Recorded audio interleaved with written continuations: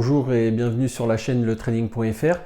Alors aujourd'hui on va voir une petite vidéo, une première petite série de vidéos. Dans cette série et dans cette vidéo on va voir un peu les termes du market profile, ce qu'on peut trouver sur un graphique de market profile, et on se retrouve tout de suite où je vous fais mon partage d'écran. Voilà. Donc là ici vous voyez qu'à chaque fois vous avez des espèces de profils comme ça, d'accord? Donc ça s'appelle premièrement un profil, d'accord, ou un TPO, d'accord. Et c'est composé de quoi? C'est composé de lettres, d'accord. Donc je vais grossir pour que vous puissiez voir, agrandir, et vous voyez ici on a des lettres, d'accord. Donc ça s'appelle un TPO, Time Price Opportunity, d'accord. Chaque fois que le prix ici va être touché, d'accord, et ben ça va inscrire une lettre, d'accord, et on va changer de lettre toutes les 30 minutes, d'accord. Donc les rotations de lettres se font dans le temps, toutes les 30 minutes il y a un changement de lettre, d'accord. Donc depuis l'open où on commence par la lettre A, et ben 30 minutes après l'open ce sera la lettre B, 30 minutes encore après ce sera la lettre C, et ainsi de suite. Et chaque fois que le prix est touché, ben on va inscrire des lettres, d'accord. Donc je peux vous montrer un petit peu, si on déploie le market profile, on va déployer un profil, vous voyez. Chaque fois, on a un changement de lettre, d'accord. Donc, chaque rotation de lettre comme ça, c'est 30 minutes, ok. Donc ça s'appelle un TPO, d'accord. Chaque fois que le prix est touché, boum, une rotation de lettres, et ainsi de suite. Ensuite, qu'est-ce qu'on peut trouver sur un graphique de market profile? À part les lettres, eh ben, on voit des traits, d'accord. Ces traits, c'est quoi? Alors, on a plusieurs traits. On a des traits horizontaux, on a des traits verticaux, d'accord. Et ça représente quoi? Et ben ce trait vertical ici, là, qui est bleu sur mon graphique, hein, alors peut-être vous allez retrouver d'autres paramètres de couleur chez d'autres, mais chez moi c'est bleu, et ben c'est tout simplement la première heure de cotation, d'accord. Donc quand le marché il ouvre, ok, donc sur la lettre A, vous voyez, donc en plus c'est bien, parce que là je vais vous montrer un petit peu que vous voyez qu'il y a un A orange, d'accord, bah, c'est l'ouverture de marché, d'accord. Le marché, il a ouvert par exemple le 10 mars à 13 842, d'accord. Et les deux premières lettres vont être représentées par ce trait bleu. Ce trait bleu, c'est quoi? Ça s'appelle l'initial balance. C'est la première heure de cotation Globex ou la première heure de cotation cash, d'accord. Donc Globex 1h15, 2h15, on a construction de l'initial balance. On va s'en servir, hein, vous verrez plus tard dans le market profile. Et petit 2, d'accord, sur le cash, 9h, 10h pour l'initial balance du cash. Ok. Ensuite, qu'est-ce qu'on a d'autre? Je vais resserrer le graphique. Et ben, on a des traits horizontaux. Ces traits horizontaux, c'est quoi? Et ben, si on resserre le graphique un petit peu, vous allez voir, on a deux traits, un trait en haut, un trait en bas, d'accord. C'est ce qu'on appelle la zone de valeur en français, ou la value area dans le langage anglophone. Alors la value area, c'est quoi? La zone de valeur, c'est quoi? Bah, c'est tout simplement là, donc là on est sur la journée du 10 mars, d'accord.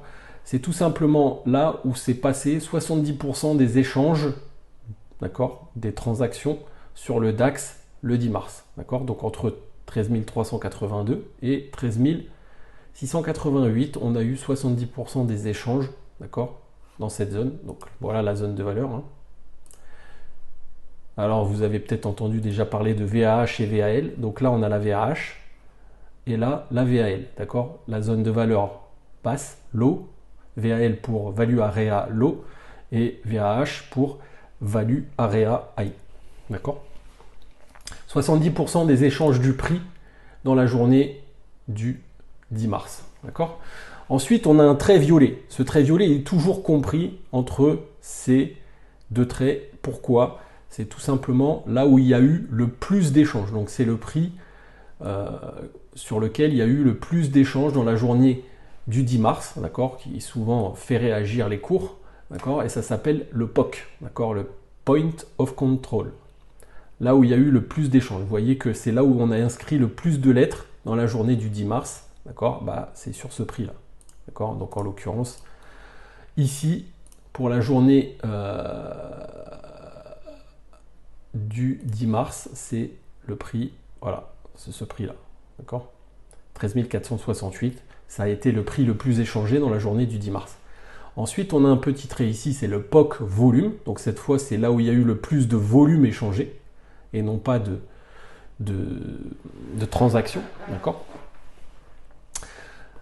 Et ensuite, on a le range, d'accord. Le range, c'est quoi? Ce que j'appellerai le range dans les prochaines vidéos, c'est tout le profil du haut en bas, d'accord.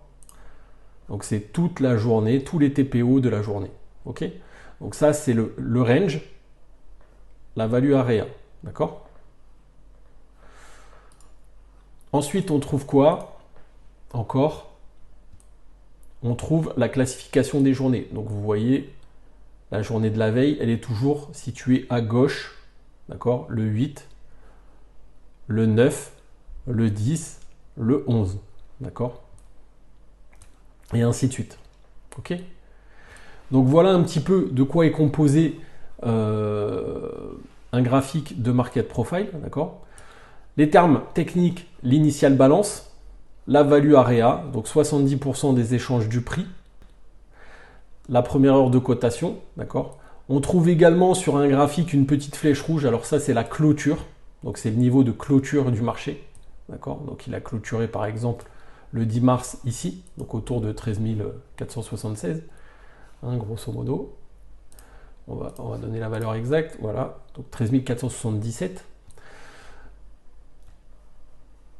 L'open avec le A de couleur, d'accord, donc il est toujours dans l'initial balance puisque c'est la première heure de cotation, okay, donc on va toujours retrouver l'open dans l'initial balance, voilà, ici, d'accord. Et après l'initial balance, elle est, on le verra plus tard, elle a son importance pour voir où elle est située, d'accord. Est-ce qu'elle est située au-dessus du range de la veille? Est-ce qu'elle est située dans la value area de la veille, hors du range? Et tout ça, ça va donner des notions au market profile plus ou moins importantes pour trader. Voilà, donc j'espère que ce petit lexique, cette première vidéo du market profile, vous avez aimé. N'hésitez pas à la partager et à la liker, d'accord. Et il y aura certainement d'autres petites séries de vidéos un peu plus éducatives. Là, c'était juste pour vous apporter les notions un peu et le vocabulaire du market profile. Allez, je vous souhaite une bonne soirée et n'hésitez pas à liker et à partager. À bientôt sur les marchés.